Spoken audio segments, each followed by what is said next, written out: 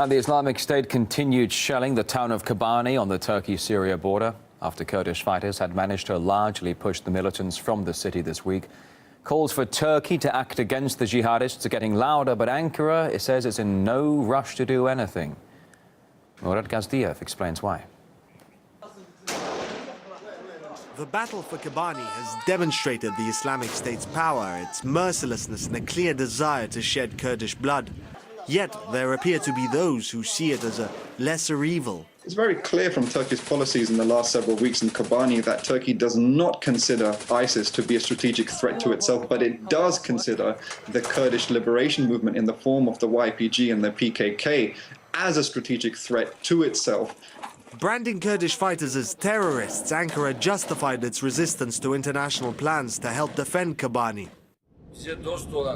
It would be wrong for the United States, with whom we are friends and allies in NATO, to expect us to say yes to supplying arms to Kurdish terrorist organizations.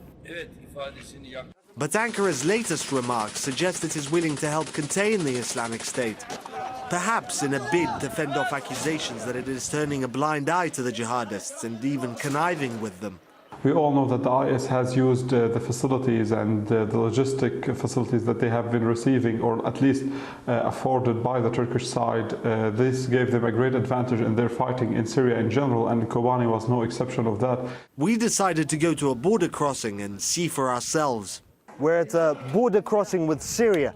The difference here is that manning the checkpoint aren't Kurdish fighters, but the Islamic State's jihadists. In fact, everything you can see behind that fence is controlled by the Islamic State. It is very calm here. There are no troops, no armored personnel carriers, no tanks, and there's a sort of feeling that Turkey's more comfortable with the Islamic State on its borders rather than any incarnation of a Kurdish state. We were later told it was dangerous going to that border crossing. Apparently the Turkish side is rife with Islamic State agents and sympathizers. At the same time, there's no shortage of angry Turkish Kurds, 15 million of them in fact.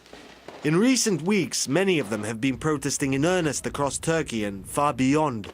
Within Turkey, it's very, very dangerous and escalating. Already the Kurdish cities are at the edge of explosion, and Kurds are increasingly seeing this as the Turkish government's attempt to bury any Kurdish aspirations for independence or autonomy. All of this leaves Turkey in a precarious position, with the jihadist threat at its gates, boiling internal revolt and censure from its Western allies. Murat Gazdiev, RT, from the Turkey-Syria border.